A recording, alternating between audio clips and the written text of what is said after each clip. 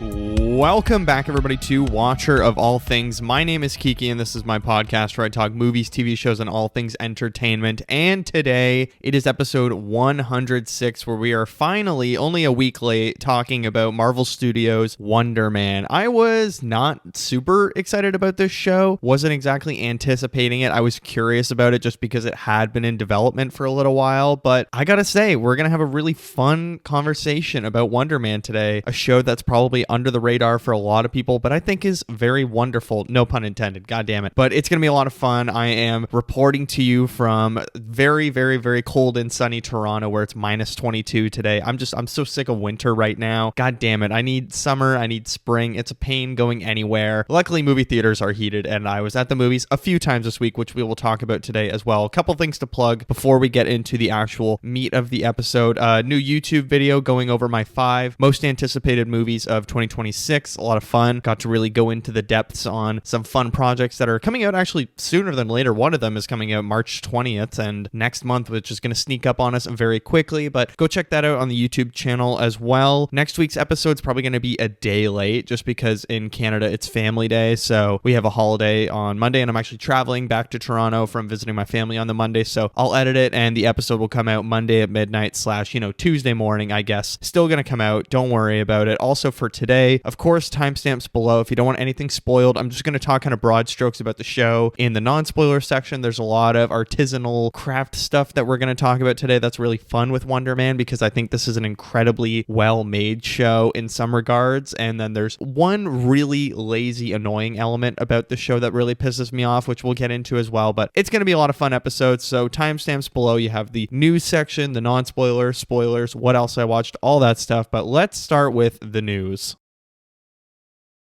All right, our first piece of news is something that's kind of been brewing for a little while, and I mean, it's kind of been brewing for a while because it already happened. Bob Iger's replacement has been selected for the second time in like 8 years, I think. Josh D'Amaro is Disney's next CEO, according to Variety, Deadline, The Hollywood Reporter, Bloomberg, all of these different outlets. And if you don't know, Bob Iger, technically this is his second stint as CEO, so he had retired, I want to say it was like 2018, 2019, something like that. Maybe even a little bit later. Bob Chapek came in, who was the next CEO after him, and then he was actually pushed out and let go. They asked Bob Iger if he could come out of retirement, take over for a little while, and sort of steady the ship, and he's done that. I suppose he's done that. I don't know. Disney did have a very successful 2025 at the box office, at least. But Josh D'Amaro, let's sort of focus on him for a second. Disney, this is not just like parks, and this is not just movies. This is not, it's not just one certain thing that you are CEO of. You are CEO of everything. So Bob Iger, he was very focused on the entertainment side of things and starting up Disney Plus, all that good stuff. Now Josh D'Amaro is much more of a experienced Disney parks kind of guy. So since 2020, Josh D'Amaro has served as chairman of Disney Experiences, where he oversees parks, cruises, and consumer products. Now he's going to have also the movie side of things. So I don't think honestly tons is going to change, or are they going to bring in creatives to kind of take over the entertainment side of things, and then Josh D'Amaro's just focus on the experiences and the parks and consumer products? Who knows? I think there's still a lot of wiggle room and things that they need to figure out. I mean, just looking from a top-down sort of perspective on things, we now have Disney getting a new CEO, Lucasfilm getting 2 new producers, one of them who will be the creative one of them will be the business one,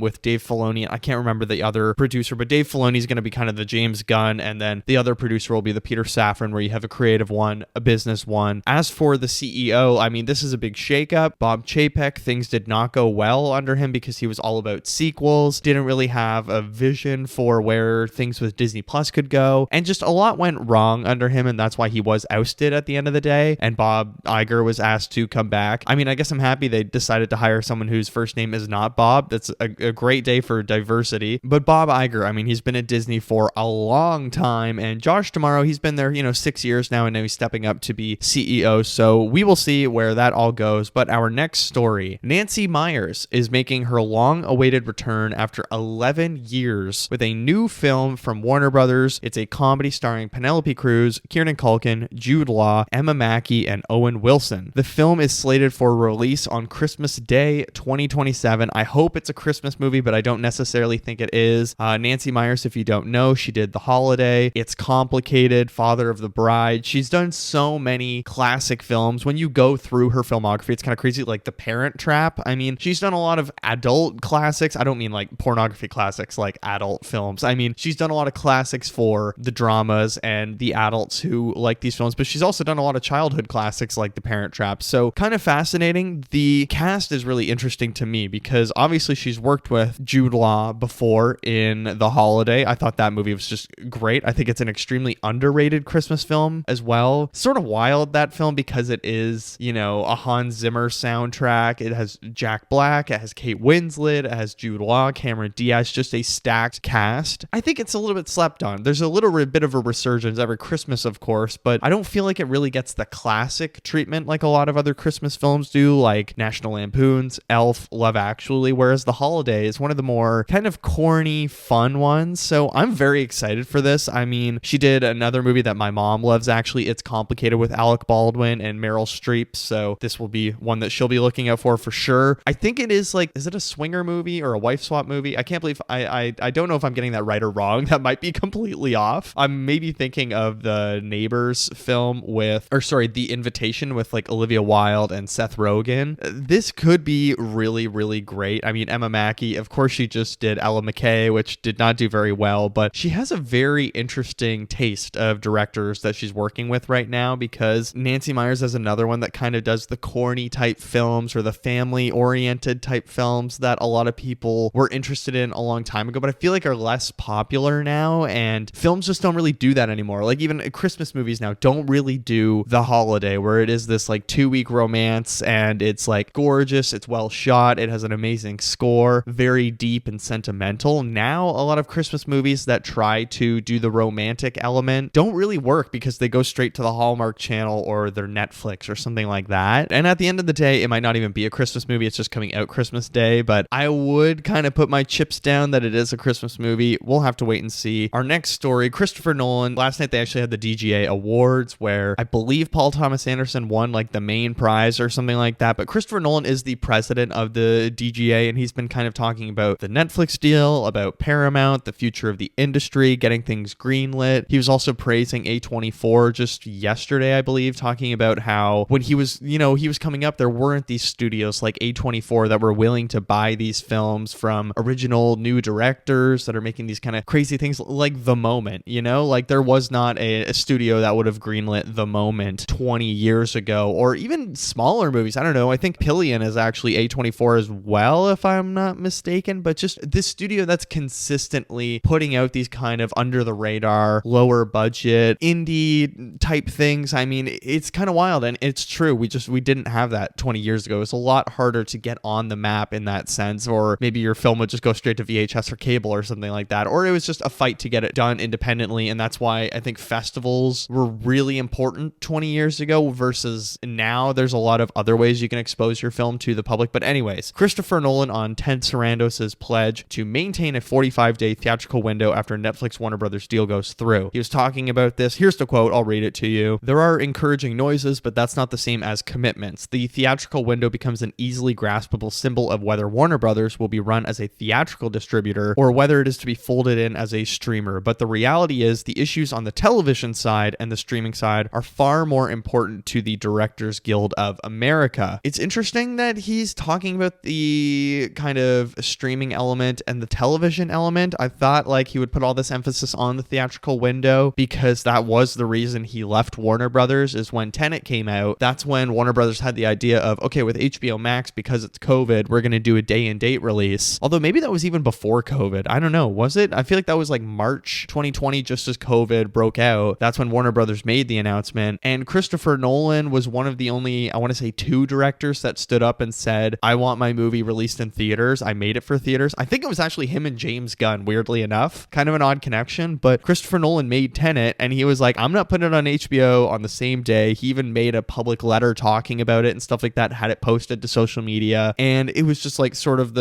I guess the breaking of the relationship, because he was at Warner Brothers for a long time. He did a lot of films with them. Now he's at Universal, of course, with Oppenheimer and The Odyssey. And it's just a very fractured relationship. But it does, I don't know, not concern me, but it's curious that he said, but the reality is the issues on the television side and the streaming side are far more important to the Directors Guild. I don't know what he really means by that. I mean, the television side, like, what is there to worry about, really? Television's being made like more than ever before, and television is also getting crazy budgets, and they're taking even longer to get made because they're just getting treated like films, and streaming is not profitable. But I could see the issues with streaming because it is just a money pump where it's like, are these shows profitable? Is streaming profitable? I guess Netflix was profitable last year, I want to say, but I feel like the entire streaming model, the only way you can get more money is by getting more subscribers, and at some point streamers are going to hit their maximum subscriber rate. Like, what do you do when everybody in the world is subscribed to Netflix? You can't grow the model anymore. You're just going to stay at a consistent rate unless you consolidate or buy other assets, and that's what they're doing with Warner Brothers by absorbing HBO Max. Now they're going to have, the second biggest streamer in combination with the first. So it's very confusing to me. I don't know. I think the streaming model, we're still very much figuring it out. Like, even how the numbers work of like, oh, this film was successful. It's like, okay, I'll take your word for it. Like, there's a difference between a ticket being bought at the theater, something tangible that you can count, but like, did someone fully watch this movie? What makes it profitable on streaming, like a Red Notice or a Red One or any other Netflix films, I guess you could say? It's like hard to actually make that a measurable unit. So I don't know. It's all still very fluid. I think we're still in the early stages of streaming, unfortunately, even though we're almost reverting back to cable now, where we're combining streamers and packages where you can get HBO Max and Disney Plus together, or in Canada you can get TSN and Crave because they're both owned by Bell. And it's just cable 20 years ago now, where you were getting more and more cable packages put together. But our next story, Jason Bateman has been widely criticized this week because on Smartless, his podcast with Sean Hayes and Will Arnett, he asked Charlie XCX about having kids, and when she said, I don't really want kids, like, it's just not something in my future, he said, well, you might just need to find somebody who changes your mind, to which she responded, I'm married. And it was just extraordinarily ignorant, very awkward. I did listen to a section of the interview. I wanted to get like the 5 minutes before it and after, and I mean, I used to listen to Smartless every single week,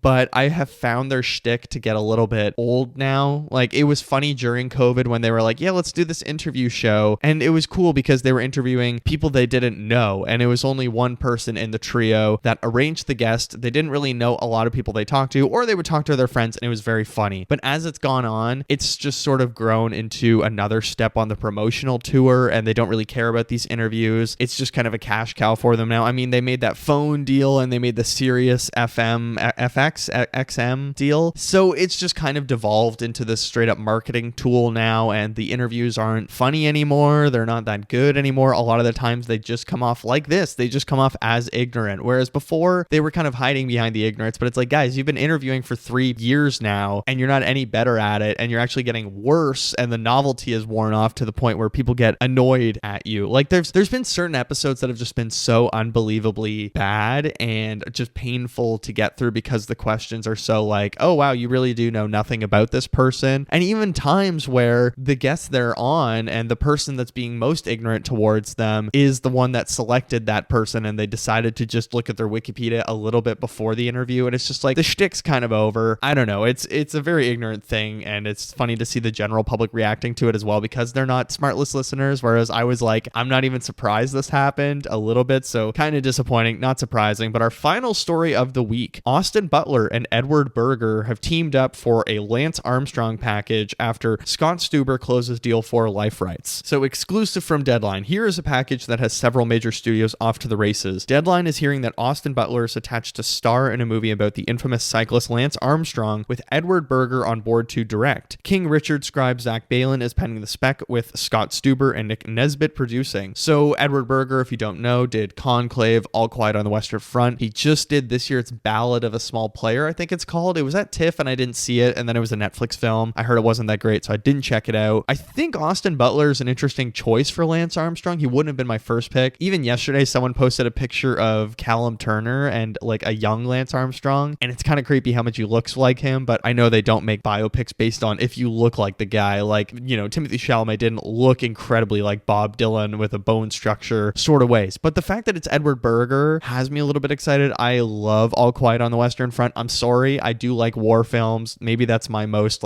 biggest ick in film taste discourse, I guess, is I actually do love war films quite a bit, and I think All Quiet on the Western Front is a goddamn phenomenal film. I've seen it multiple times. I really loved Conclave. I just have gotten so into religious films recently, and I don't mean films that are praising religion, but are sort of more theological and the study of religion. Even Task, which we're going to talk about today, I believe, because I finished it this week, a lot of religious elements and aspects in the show that I find super fascinating, how they interrogate that feeling, or Wake Up Dead Man talking about religion. I really like movies and shows that are kind of interrogating our dynamics with religion and how we treat religion in the modern world. I mean, there's been so many clips of Mark Ruffalo actually recently, his big monologue from Spotlight where he's telling Robbie it's time and we need to expose these guys in the newspaper. If you haven't seen Spotlight, holy dear God, amazing movie. You need to watch it. I might rewatch it this week actually, but so good. So I'm very curious about this project because I do think Edward Berger, great storyteller. He's made 3 movies that I've really liked, 2 movies that I've really liked. 2. Yeah, All Quiet on the Western Front and Conclave. So he's made 2 movies I've really enjoyed. Austin Butler, I'm coming to like more and more as an actor. So this sounds like an interesting project. I hope it's more about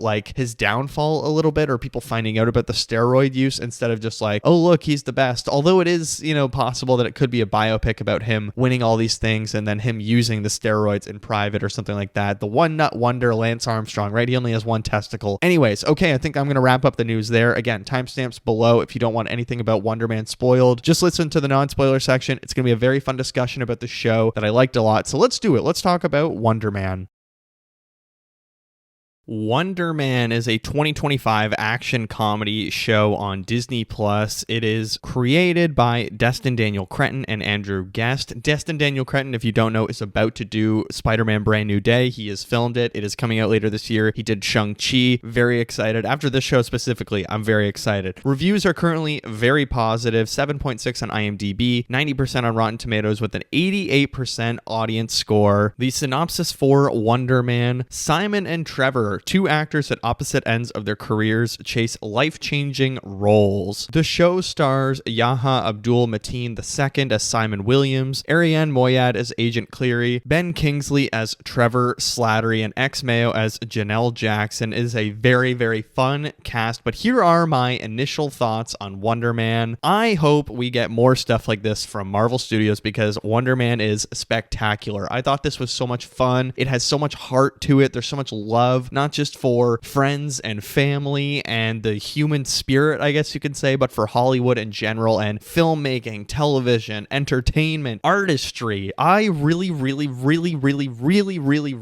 enjoyed Wonder Man. Now, this comes from Marvel's Spotlight Wonder Man. This is not a regular Marvel television show. Marvel Spotlight was a thing that was created, kind of a sub, I guess, studio of Marvel Studios or Marvel Television that they made with Echo. So they've only done one other show with Marvel Spotlight, and it's kind of this, I don't know, more artisanal, a little more down-to-earth, character-driven studio that they would use, and I believe Echo is the only other show that Marvel Spotlight has done something on, and I was just very confused every time Marvel Spotlight came up before I was watching Wonder Man, because I don't remember Echo. I watched it last year, and I was like, okay, I'm never going to think about this again. So it is very interesting that this show is as well coming from that studio, which I would love we got more Marvel Spotlight stuff. I don't believe they've done anything else, and there is a Marvel Spotlight in the comics, which is a comic book anthology series published by Marvel Comics as a tryout book. So it stood out from Marvel's other tryout books in that most of the featured characters made their first appearances in the series. So maybe that's where Marvel Spotlight is coming from with the TV side of things. Also, I didn't know that off the top of my head. I literally just looked at it on Wikipedia. So the TV studio, I guess you could say, is actually described on, according to Marvel Cinematic Universe Wiki, Marvel Spotlight is a label by Marvel Studio affixed to projects that are characterized by their grounded and character-driven storytelling approach, starting starting with Echo. And yes, they've only done this for Echo and season 1 of Wonder Man. Interesting they call it season 1 because I thought this was a limited series, but this also was a binge show. They dropped it all at once instead of the week-to-week model, which I don't know. I think I'm always going to argue for the week-to-week model when it comes to television shows. I've talked about it so many times on this show, whether it's with The Pitt, with Andor. I don't know. I really liked Andor that they did the 3-episode thing, but it would have been fun to get a week-to-week. The Pitt, they're doing it right now, and that's a 15-episode TV show. So we're going to get The Pitt all the way from January to April, which is absolutely crazy to me. And we've had Marvel shows that were very successful with the week-to-week model, like Loki season 1 and 2 were both phenomenally well done week to week, and I love them both so much. But this was a show that, weirdly enough, watching it all in the binge model, I was like, yeah, I kind of get it. I do understand the decision a little bit because it's something that, I don't know, maybe not everyone on the Marvel fandom side of things is going to buy into right away. But if you've read the Wonder Man comics, I did feel like the show is very much in line with those of Simon Williams being this kind of Hollywood type of guy. Like, I read a Wonder Man comic earlier this year, and I felt a lot of the spirit from that comic on the screen, where Simon Williams is this mutant entertainment type dude, or this sort of celebrity that people love, and that's part of his personality, versus the show is kind of him coming up a little bit as the celebrity, where he is, you know, a guy that's hiding his mutant powers because there is these rules in Hollywood. So I think the week-to-week model could have worked for Wonder Man if they did it, but it was one of the rare occasions where when I was binging it all on like Thursday and Friday, I was like, yeah, this kind of works, you know? Like, I'm really enjoying episode to episode, quick, snappy 25-minute to like 36-minute episodes. I think 26 is the minimum and like 36 is the maximum. Maybe the finale's 36, but it kind of worked for me. Okay, let's talk about some performances, because we have Yahya Abdul-Mateen II as Simon Williams, Wonder Man. You might know him from, I think he was in Candyman, the horror film, but also he was in Aquaman. Of course, he was Black Manta. I think he was really good in the Aquaman films, like, no doubt he was a great villain, but I think he is way more interesting here as Simon Williams. He's given a lot of really great material to work with, which definitely helps, of course, but I think he brings such a kind of heartbroken, loving, determined type spirit to the role that really works in the show, and his chemistry with Ben Kingsley as Trevor Slattery, off the charts. I think they're fantastic together, but Yahya Abdul-Mateen II is just such a good actor who's so stoic, but he is incredibly emotionally vulnerable in all of the episodes. There's never really a moment where we're losing that vulnerable side of things. And I'd honestly love to see him come back as Wonder Man. I think he was fantastic here. It'd be cool to see him in the season 2 scenario if they possibly do that. Maybe we'll leave that for a little bit later, but let's talk about Ben Kingsley, or Sir Ben Kingsley. Is he knighted? I don't know.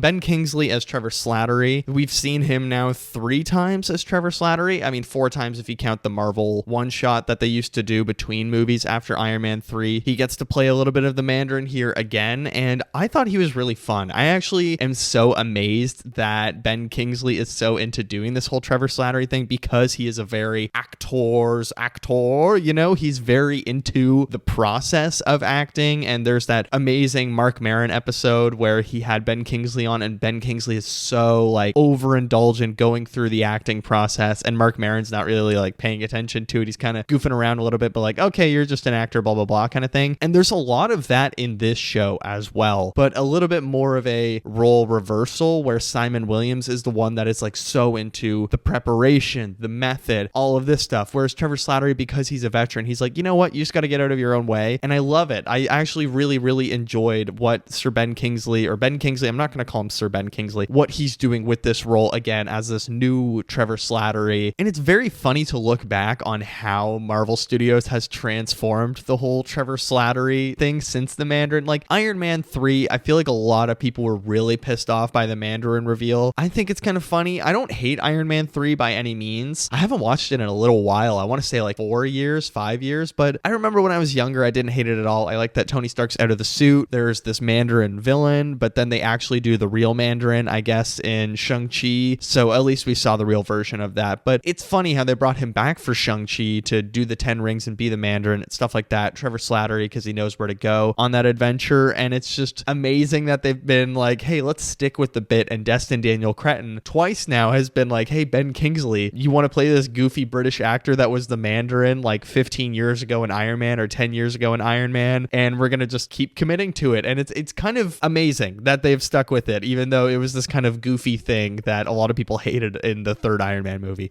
Just quickly, I want to talk about a couple other players in this. Ariane Moriad as P. Cleary, a Department of Damage Control agent. Stewie from Succession, as a lot of people know him. I think he's very fun here. He does a lot of really hilarious scenes with Trevor Slattery, where, I mean, we saw him a little bit in Daredevil or Spider-Man. No, Spider-Man, right? He was in Spider-Man No Way Home. And was he in Daredevil? I can't remember quite correctly if Damage Control was in that very much, but I think he's honestly so much fun here, and that he's trying to constantly catch Simon Williams, catch Trevor Slattery, as well as Latko Buric as Von Kovac. He was the president of the foreign country in Superman this summer. He's also in Triangle of Sadness. I love the energy he's bringing as this artisanal big director that's decided to make a superhero movie as the genre is dying out. Really, really great. I think the cast is just so phenomenal in this show, whether it is Simon Williams' mom or Simon's brother, who plays a very important role, Simon's father in all of the flashbacks, Trevor Slattery, all of their friends. Josh Gad is in an episode that's so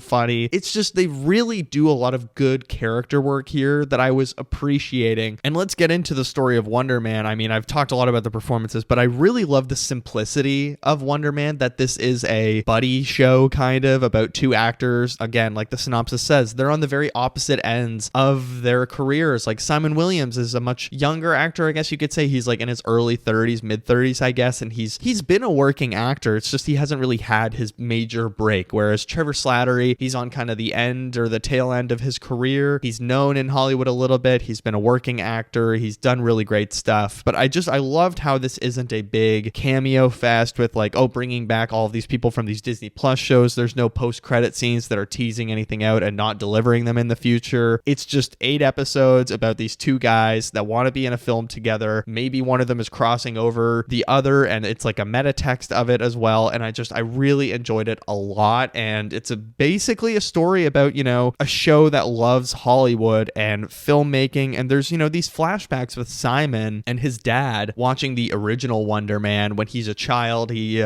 stays home from school one day, or his dad's like, oh, you look sick, maybe you should stay home, wink wink, and they go and watch Wonder Man in the theaters. And it's a film that Simon's father loved when he was a child, and then Simon loved it when he was a child because his dad passed it on to him. And I just really connected with that because, like, when I was younger, I have one of my strongest theatrical memories ever is my dad taking me to see Batman Begins in 2005, and that was just like such a core memory for me because I actually remember asking my dad at one point during the movie, when does he turn to Batman? Because it was an origin story. It was like a whole thing, for a kid to wrap his head around, and it was a Christopher Nolan film, very dramatic. Kind of funny that my dad took a 5-year-old to see Batman Begins, but so much respect for that because one of my favorite theater experiences ever, like by far. I have a very strong memory of looking up at the screen. It just amazing. And there's a lot of that kind of love for cinema and Hollywood and artistry and filmmaking in Wonder Man that you would not expect from a Marvel show. The studio that a lot of people kind of blame as the downfall of Hollywood now, other than, Netflix and streaming in general, but superhero movies are kind of what the musicals were in the 60s, and Hollywood is trying to escape those, diversify, people wanting other kinds of dramas that we got throughout the 70s and moving on from just the big studio musical numbers, and now Hollywood trying to get away from the big costumed blockbuster fiascos. People kind of don't want that anymore. They want the dramas, I think, and this show is really metatextual and very funny how it's sort of dissecting its own genre about a director that's, known for these huge kind of dramas, that he's one of the most creative and wonderful directors of all time. But then he's like, you know what? We're going to do a character study with Wonder Man. And Simon Williams, a guy that grew up loving Wonder Man, is now just hunting down the role, and he's so passionate about it. Trevor Slattery also auditioning for it. It's very interesting how Marvel Studios is operating with Wonder Man, and it's a Marvel Spotlight project where it's more character driven, ground level. Really loved that element, and I will keep saying it that this is the MCU's The Studio. Every episode feels like a certain distinct endeavor where it's just some crazy chaotic thing about filmmaking or a particular element about these two actors that are in Hollywood and showbiz and stuff like that. And the writing is just incredibly well done here. Andrew Guest has written, or I guess he's not the only writer because every episode is technically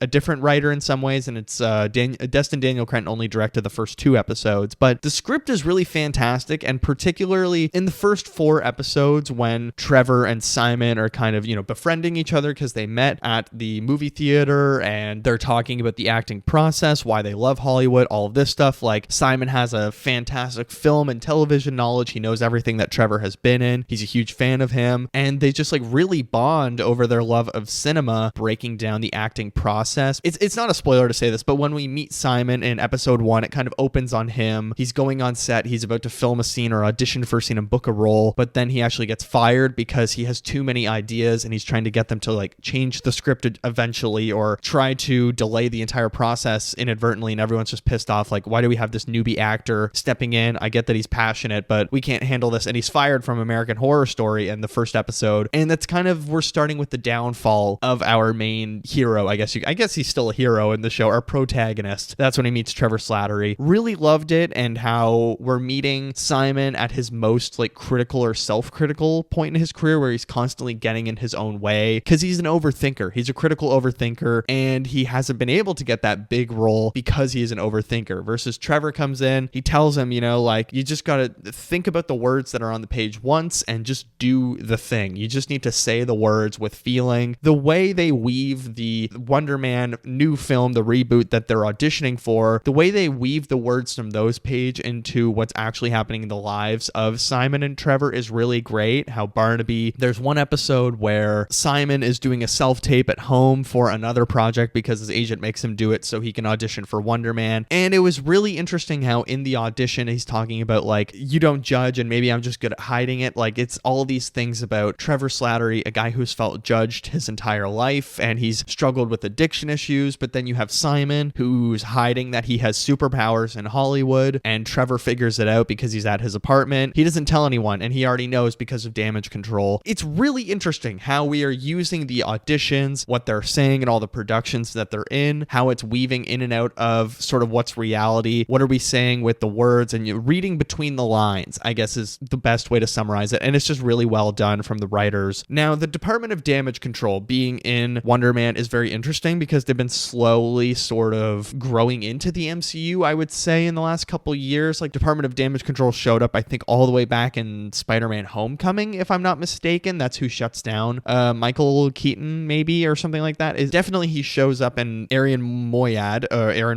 the guy from Succession. I believe he's the one that arrests Peter Parker in Spider-Man. Yes, I believe that's correct. We're gonna see more Department of Damage Control in Spider-Man Brand New Day. I believe Tramel Tillman as well. It might even be playing Stryker, or no, he's another like anti-mutant. I think there was like a sort of confirmation of his character, but I like that we're getting another organization that is like really important to the comics, and it doesn't always just need to be some major villain. It can be corporations that are against our heroes, and I just love the ground level stuff. You know what? There are visual effects here, of course, because Simon is a superpowered being, but it's not like over the top, crazy Marvel, visual effects fest that you're just getting lost in all of this stuff, and it just like gobbledygook. Very limited visual effects here that I think are incredibly well done, and it's more about the artistry of this show and shooting it like a classic Hollywood TV show. There's some crazy shots in here. Like, there is in episode 1, I want to say. It reminds me a lot of actually Rian Johnson's shot in Wake Up Dead Man, where they zoom all the way across this field. Well, it's the opposite. We're zoomed in on the Hollywood sign, and then we zoom out slowly all the way to where the Hollywood sign is just like way in the distance in the background, and we're looking at Simon entering his apartment building. And there's just like different directors in this series who are kind of doing little different things, but I feel like there is just wonderfully shot maintenance here of an artistic vision happening, and it never feels like there's one director, oh, that's the MCU director that came in just to do this one episode. No, every single episode feels like it's incredibly well done, well put together, and like the studio, the show isn't afraid to spend an entire episode explaining the backstory of one character while it's like simultaneously kind of moving the story forward, because in this season we get the explanation of the doorman clause. That's kind of like a 15 minutes of fame story, and that's explaining why Simon can't be a public superhero because they don't allow superheroes to act. One thing I do hate, and I really do have to bash this show because there's no reason for it, is they use generative AI and AI in general for all of the concept art in Von Kovac's movie of Wonder Man that you can see on the wall. There's a bunch of AI generated photos that looks like slop, as well as in the promo material when they were leading up to Wonder Man's release, there was these like lunch boxes and the classic Wonder Man poster that you can very much tell are AI, or at least brushed up by AI. It looks terrible. I mean, you have all of this money, your Marvel studio Studios. And let's be real, Marvel Studios has already used it in the past. They made an entire generative AI promo, or the intro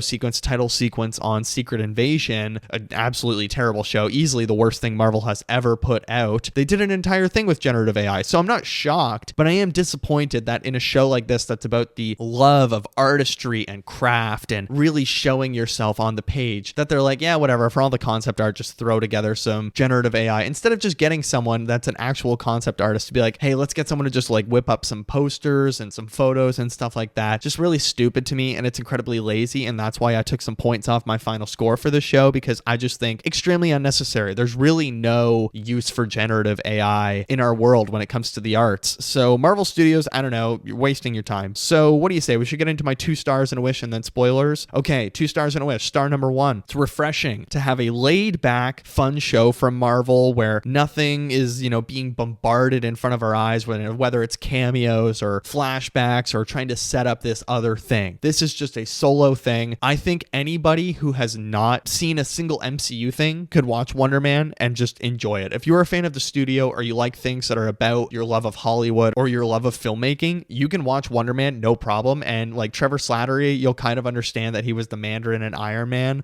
I feel like you'll just understand it was a fake gig where he had to fake being a terrorist, but he's not actually. Star number 2, the chemistry between Ben Kingsley and Yahya Abdul-Mateen II, infectious. I was just so in love with their friendship. Like the story is great, and so many of the fun performances on the side are so entertaining, but the two of them together is just fantastic. My wish, I don't know, I don't have a huge list of complaints. My only really complaint about this show is the generative AI thing. It's so lazy. Overall, I think Wonder Man is a miracle. Just the state of Marvel Studios right now. This is such a fun show on Disney Plus. You can watch in a tight little setting. I loved it a lot. It makes me inspired about filmmaking and artistry and friendship and all this stuff. I gave it a 4.5 out of 5. Yes, I rated it on Letterboxd. Usually I'm very against rating TV shows on Letterboxd, but I thought it was fun. So I gave Wonder Man a 4.5 out of 5. Let's get into spoilers.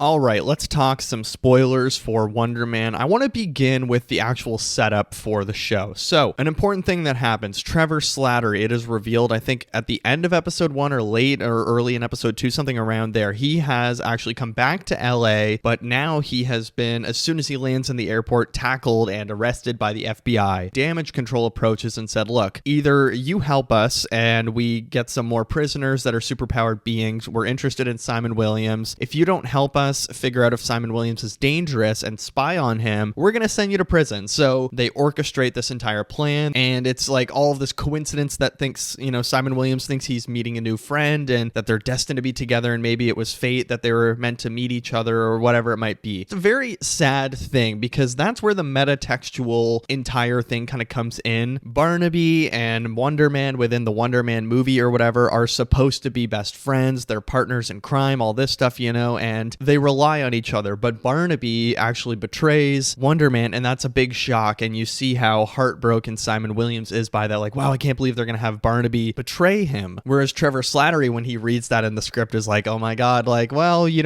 never know what could happen. And the big line is, they found my price, or they named the correct price. Everybody has their price, is what Trevor Slattery has to say as Barnaby. And that's the metatextual element where he's like, they found my price, where I can't go back to jail. I don't want to go to jail. I was there forever, and now they want to throw me right back in after I've already come out. And he's escaped prison, I believe, or he has escaped prison in the past. I can't remember that element. There's so much good setup going down, and I like that they don't immediately reveal that Trevor Slattery has been arrested. It's originally kind of a fun thing where it's like, oh, Simon Williams is annoyed by this older guy in a movie theater, but then he actually hits it off with him. They love the film. They have a great time together, and it's like that crashing reality, because in the trailers, I believe I watched the trailers for the show, but they don't reveal that. It's a great thing that's developed throughout the show, how slowly Trevor Slattery is pushing the damage control people away, and he's trying to be very protective of Simon Williams because he truly sees how great of an actor and an artist and a person he is. Just how wonderful he is to his family, how hard he is on himself, that he's a loner. Trevor Slattery is his first friend that he's ever had, and that's a very big deal. And I thought they developed that so well over the show, not just of Trevor being protective over Simon, but Simon is actually very very protective of Trevor as well. They go to Joe Pantoliano's house, which was a very funny part where Joe Pantoliano stole a role from Trevor Slattery many years ago. It's kind of a Jay Kelly situation where it's like, well, you essentially stole my life kind of thing. And Simon tells him, like, you're being condescending, you're being an asshole, don't talk to Trevor like that. I think that was the first moment where Trevor was like, oh my God, this guy is very different. And I feel terrible because he is a great guy. He actually trusts me and he doesn't judge me either for what I've done in the past as the Mandarin and stuff. And that's where that specific line that I was talking about earlier of like, you don't judge me. Maybe I'm just good at hiding it or whatever it is. Or maybe I just don't judge you in general. And the same thing where Trevor knows that Simon Williams might be a superpowered being, but he doesn't really care because he's such a good actor and he's willing to help him hide that. I really loved all of that. But one big reason why they are so after, and there might be something with this in the future as well, it's kind of like what they're doing in the DCU right now, that the government is really cracking down on superpowered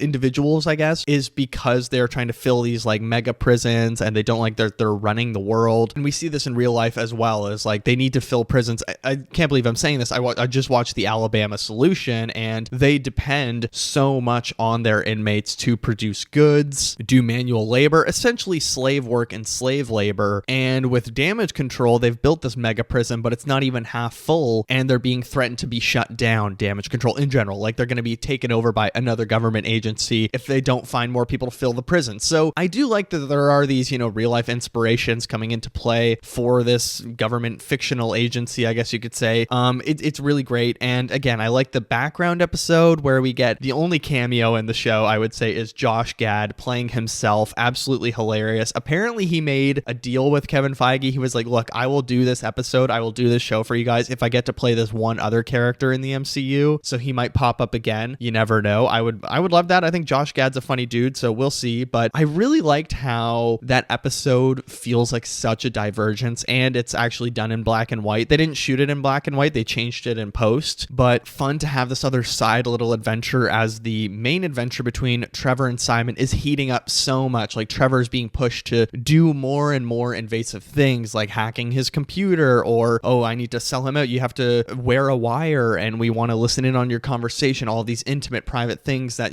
Simon's never told anyone and he's telling Trevor for the first time. And then we just like have a pause in that action where we're talking about the doorman clause, because we're finally going to get this background info on the doorman clause, where the doorman was this superpowered individual being that could essentially get people to walk through him, or things could go through him and he could walk through walls. Very, very funny. And I loved this whole exploration of 15 minutes of fame and how people are known for one thing and then they're put into a bunch of movies and TV shows, and what happens when the joke isn't funny anymore. Can you reinvent yourself? Like there was the Hawk Tuah girl, I guess you could say, is kind of a 15 minutes of fame inspiration type thing. But at the end of that episode, we see Simon Williams reacting to the Access Hollywood thing with Mario Lopez, where they talk about the doorman clause, that Hollywood is now restricting the involvement of superpowered beings or people with superpowers being allowed to be on set or be actors, and they're not allowed anymore, or they have to publicly come out that they have superpowers and they might not be able to act at all. So it's not to no purpose. It's not just, oh, we're going to give you this background because, but it's like, oh yeah, and we're going to tie it back to Simon at the end of the episode, of course, and how he's heartbroken by this. Another episode that I thought was really fun, now that we can talk about it, is when they get the callbacks for Wonder Man and Barnaby, and they go to Von Kovac's house with all of these other actors who are up for the roles, and it's essentially like a getaway day where they're doing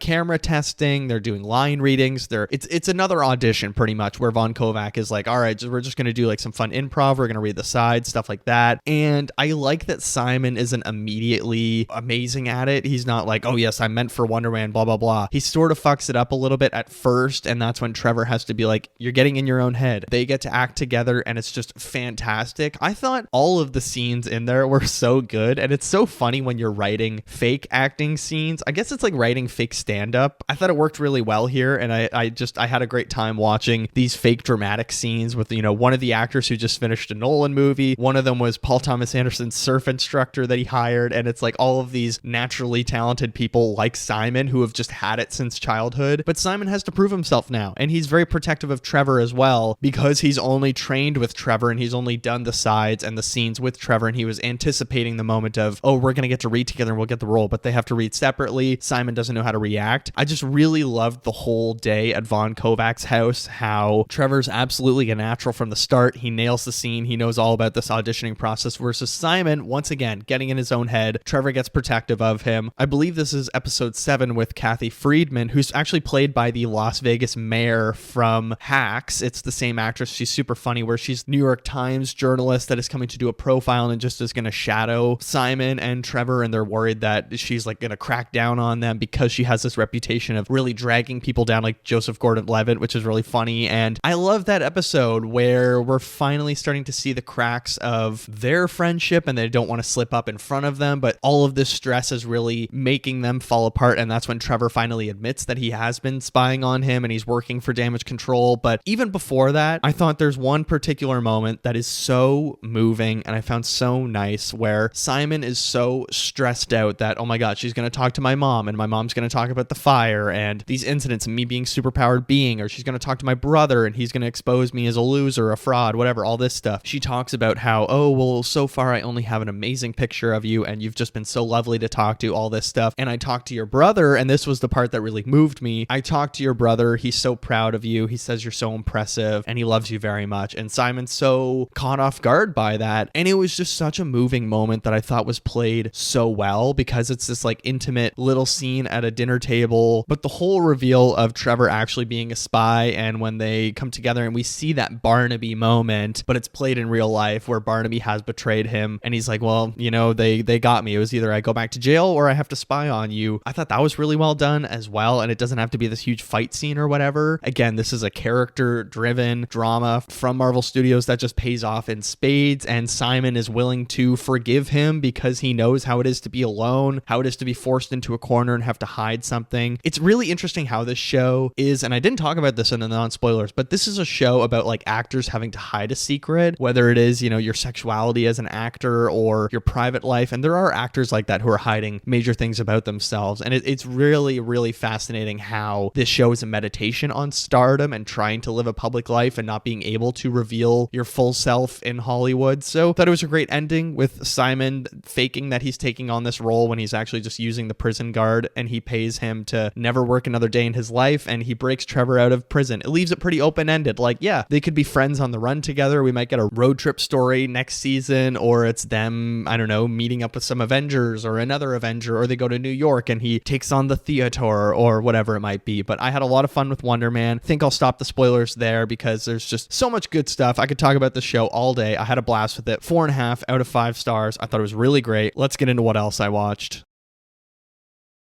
Alrighty, what else I watched? I have 1 book, 5 TV shows, and 4 movies to talk about. Let's start with the comic book, which I just read on this very nice Sunday morning as I was a little bit hungover after going out last night. The Dark Knight, Volume 1, Night Terrors. This is a continuation of the New 52. I intend on reading them all that I own, at least. I don't think I have the entire New 52 run, but I'm going to read through as many as I can. This was a really fun one. I will say it was enjoyable, but it's 9 issues long. It's like one of the Batman annuals, of course. There's a lot of villains, and it never felt like it fully took on one villain as the main guy to root against, you know, and there wasn't this like grand finale. But I also think I need to get used to like the comic world where these stories come out 1 issue every week, and I'm seeing it, you know, all within a one shot because I'm reading the book all together. So I'm expecting an overall story versus these were like, was it monthly or was it a weekly stories, I guess, for issues? But like, you know, these were every week a different story, or every time a different story where it's a different villain in every issue. So that's what's kind of the issue for me, no pun intended issue, is that it felt very sporadic. Like, oh, this one's about Poison Ivy, this one's about Two-Face, this one's about Joker, etc., etc. And then, oh, eventually Mad Hatter is the villain, and like White Rabbit, of course, is the girl that Bruce Wayne just started dating, because every single girl that Bruce Wayne starts dating ends up being a villain. That's just the thing that happens to him all the time. And it's kind of a bit of a cliche classically in Batman, I guess you could say, but I wouldn't say it's my favorite of New 52. I think Emperor Penguin and this one have been like weaker entries, and since of course the Court of Owls stuff like that was amazing. There is 1 issue at the end of the book where it goes into the origins of one of the Talons and how he became a Talon, and like how he was raised into the Court of Owls, what happened to him when he fought Batman, and then he went back into freezing, and then we had the Night of the Owls, and it was just really, really cool. I enjoyed that a lot. Yeah, it's a pretty decent book. I'll keep reading the New 52. Let's talk about some TV shows, however. Survivor, starting with Survivor Season 18, Episode 15, which is the finale of Survivor Tocantins. We had like 30 or 40 minutes left last time I recorded, and it was really great. I think, you know what, JT is the winner. It was him and Steven Fishback, and JT was just so dominant, like throughout every single challenge. He was just dominating. He won multiple times. Strategically, socially, he was all over everyone. I think he was just super ahead of the game. Like, he's just one of the great winners of those, at least early, like 20 seasons, I would say, the first half of Survivor. He's one of the best winners we had, because it's like not a particularly memorable season, I would say, but you know, we did get Coach, we got Sierra, we got Tyson, we got Fishback, we got JT. It's a very good season with a lot of strong characters. It was an enjoyable season overall, and then we moved on to season 20. We skipped 19, which is Russell Hance's first season. I think it's Samoa. Is that right? But anyways, we moved to Heroes versus Villains. Holy dear God, it's amazing. Like, it's so cutthroat. It's fun seeing how competitive all the players are, and just how different Survivor is from season 1 and 2, or like the early days. And actually, Jerry just spoke about it in the 5th episode at one of the tribal councils. She was like, since I started, you know, it's not really about surviving anymore. It's a strategy game for money. And it's so true. Like, Survivor is no longer about surviving in the wilderness. And that's what a lot of the interviews I'm hearing for Survivor 50 with the contestants, whether it is Jenna Lewis or whoever it might be. Really great. I already know who wins the season and who goes to the finals and stuff, but it's still a lot of fun to watch it along the way. Then, of course, I finished Task with episodes 6 and 7. I thought I only had one episode left, and then when I started it, I was like, wait, there's another one? I just want to say it's phenomenal. Like, honestly, so good. All of the religious imagery and like analogies, how there's in episode 6 when Robbie takes Tom hostage and they're in the car and he's like, Tom, like, you were a priest. Were you ever talking to people as they were dying and like, you know, giving them penance or whatever the word is? I think it's penance. And it's just really fascinating how that car ride is like a final confession because Robbie dies. Same with Agent Grossa, or DJ Grossa, the Italian, very Italian agent that's working on the task force. He as well, of course, is the rat that's been working with all of the gangs because he has to pay for his mother's medical bills. Again, it's about like sinning, but the intentions behind it are pure because he's trying to help his mother. I really loved all the like forgiveness and religious symmetry with a cross at the top of the hospital bed, or in the background of Robbie and him talking. He's, aren't you going to give me penance? And he's like, I never give anybody penance. People already have enough guilt in their lives or feel enough shame. And I just thought it was so gorgeously done in the final 2 episodes. I was moved to tears. Watch Task if you haven't seen it. I rated it on Letterboxd, of course, because it's on there, even though it's not a TV show rating website, but whatever. I gave it 4.5 out of 5. Honestly, I thought it was outstanding. But let's talk about The Pit. Episode 5, and it's funny because I was at a party last night and someone brought up The Pit, and I was like, oh, you watched The Pit? And then we just had a whole discussion about The Pit, and it was hilarious. Same with Andor as well, weirdly enough. But I thought episode 5 was absolutely fantastic, specifically the old lady sharding scene when she poops on the new guy, Ogilvy. I thought that was one of the funniest scenes we've ever got in The Pit, how he's the new Whitaker. Fantastic. The girl with the sepsis infection, or I think it's sepsis, and Langdon did the exact right thing, but Robbie's just holding grudges, and the audience, you know, we know that. I saw this kind of silly Reddit post of someone being like, the only thing I couldn't get behind is Robbie's mad at Langdon for doing the correct thing, and everyone in the comments was like, that's the point. Robbie is mad about something that he would have done himself, and, you know, he's being unfair on Langdon, all this stuff. Dana told him what to do. I just think The Pit season 2 is really picking up all of these different little storylines. The generative AI tool thing from Dr. Al-Hashimi, who like is on a character level is kind of starting to annoy me a little bit because of her AI thing. It's been a lot of fun. I'm loving The Pit. The last TV show that I watched this week, The Muppets Show, it returned this week with a one-time Disney Plus special, executive produced by Seth Rogen, starring Sabrina Carpenter. It was so much fun. I had such a great time watching it. All of the songs are great. The sketches are hilarious. Grover trying to do the stunt jump while naming all of the best supporting actresses was one of my favorite bits that I loved so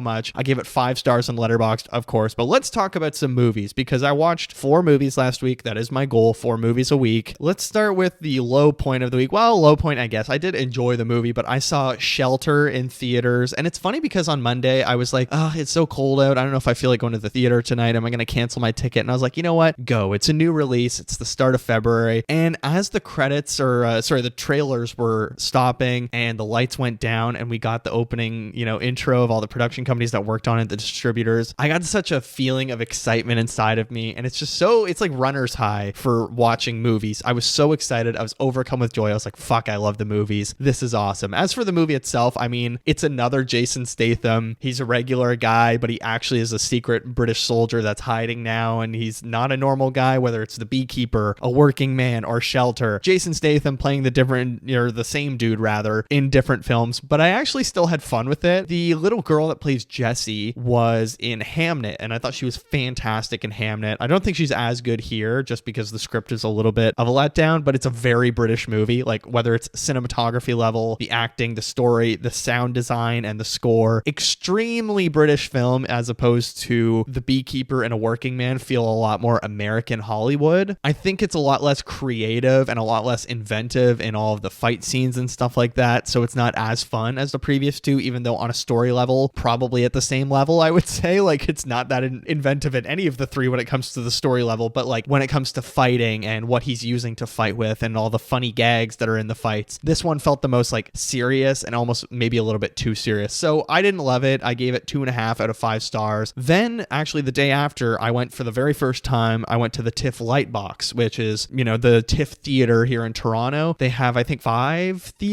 cinemas, something like that. So I watched Arco, which is one of the best animated feature nominees this year. I watched it dubbed, which I wasn't a crazy about. Like, I'm fine with dubbed. It's just there are a lot of stiff performances in it. Mainly Natalie Portman I thought was horrible in it, but I liked when there is the option. I prefer subtitles over dubbing, but that option's not always available there, and I wanted to see it in theaters. So I thought it was really great. I thought the animation was fantastic. Like, it's just so creative and it's so meticulous, and you can tell the detail and the hard work that's been put into it, specifically in the age of AI slop. Like, I'm so tired of seeing soulless shit online that I'm like, this took 20 seconds because you prompted a computer to do it, versus someone being like, oh, and when this frame moves, like the shadow is going to move from one side or whatever, and all the lighting changes in all of the animation, and it's just so gorgeous. It's also a really great story. It's a moving story about this boy who is from the far, far future, and he takes his sister's flying suit because he's not old enough to fly, and you can actually time travel with these suits, and he happens to go back to 2075, which is when humanity was sort of on the edge of destruction or disaster, when we had to go to the sky. And it was so touching. I think the ending didn't really sell it for me, the whole time travel element. I was like, wait, is that how that could work? Because why wouldn't they just go back at this point? Blah, blah, blah. I don't want to spoil anything though, but really, I'm catching up with all of the Oscar nominees, and I'm going to try and see as many as possible before I do a prediction video that's going to drop around March 1st, March 4th, like around then. And Arco was a really great one. I'm seeing Zootopia this week. I'm very excited for that, but Arco definitely deserves a Best Animated Feature nomination. Next up, I have another Oscar nominee to talk about, The Voice of Hind Rajab, which is a Palestinian film. Well, it's a Palestinian story, but the film is technically a production of France and Tunisia. So this is a true story that is mixing the real voicemails and phone calls and recordings, not voicemails, but like recordings from they're called the Red Crescent Palestinian Health Organization. They're like Red Cross basically, or an ambulance type emergency service call center. And there's a little girl who's with her family in a car. Her family is murdered by the IDF, who shoot at the car, and she's the only one that survives. So she has hidden in the car, and she's on the phone because her uncle that lives in Germany calls this call center and says, like, my niece is stuck here, all this stuff. And it's devastating. So it's a rescue mission. Despite them only being 8 minutes away from the little girl in the car, Hind, they have to get all these green lights because they have to coordinate with the military and the IDF, and they have to get all these green, and it's just like an infinite loop. It's so complicated. It's such a devastating, heartbreaking story. It's so heartbreaking, but it will light a fire under your ass. It's such a phenomenally put together film as well. I mean, not just the story, but how they are telling it with mixed media, different types of storytelling, like whether it's through real videos, real voicemails, and how they are sort of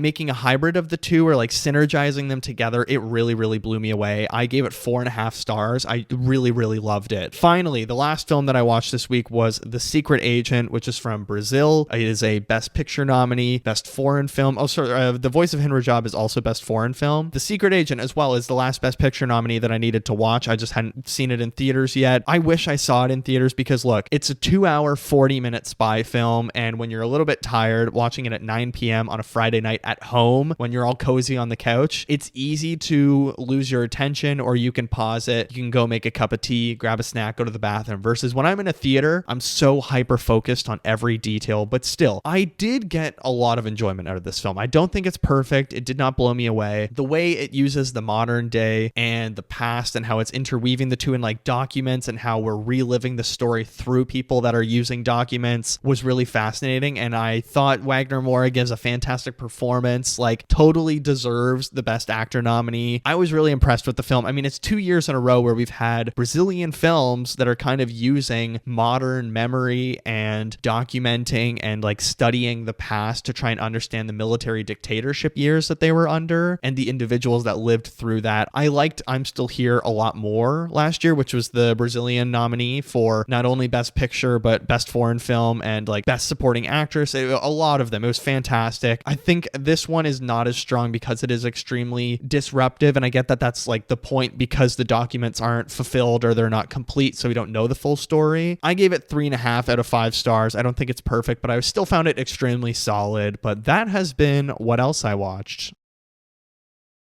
And in fact, I think that's going to do it for episode 106, Wonder Man. I love the show so much. I hope we get more of it because it was a damn good time. But as always, please rate and review the show 5 stars wherever you get your great podcasts like Watcher of All Things, whether it is Spotify, Apple Podcasts, Amazon Music, Acast. We are, of course, an Acast produced show. Leave a 5-star review. You can comment right underneath the episode on Spotify. And if you're on the YouTube channel, hit like, subscribe, comment down below. What'd you think of Wonder Man? Is it your favorite MCU television show? I would say it's up there for me, maybe just behind Loki, but I really enjoyed this a lot. And make sure you hit the notification bell so you know when the new podcast episodes drop, when my YouTube video comes out next month about the Oscar predictions and hopes. It's going to be a lot of fun. If you want to get in touch with the show, you can email me, watcherofallthings@gmail.com, and find me on social media. Instagram and Threads are just at Watcher of All Things. TikTok is at watcher.of.all.things. I post on social media every single day. Lots of videos there where I'm talking about all this different stuff. I might do a couple of Best Picture ranking things next week or talk a little bit more about The Secret Agent, the voice of Hin Rajab, stuff like that. We're also going to talk about The Moment in my Thursday review, which I'll talk about next week. Lots of stuff to enjoy on those profiles, as well as my personal Letterboxd account, KikiJ70. That's KIKIJ70. I use Letterboxd religiously. Follow me on there. Drop a comment under one of my reviews that you found me through the show, and I will follow you back. Let's build a little community. But next week, as I said, episode 107, Wuthering Heights. It's going to be a day late. I'm going to just like say now, I'm probably not going to edit it on the Sunday because I want to spend time with my parents and my family. So expect that on the Monday night. Maybe I'll drop it as soon as I'm back from my trip, or I'll just drop it Tuesday morning. But don't worry, there will be a Wuthering Heights episode. It's going to be a lot of fun. I have no clue if it's going to be good or terrible, but for now, thank you all so much for listening, for all the love I get from you every single week. I love hearing from you guys. Take care of yourselves, and I will see you in the next one.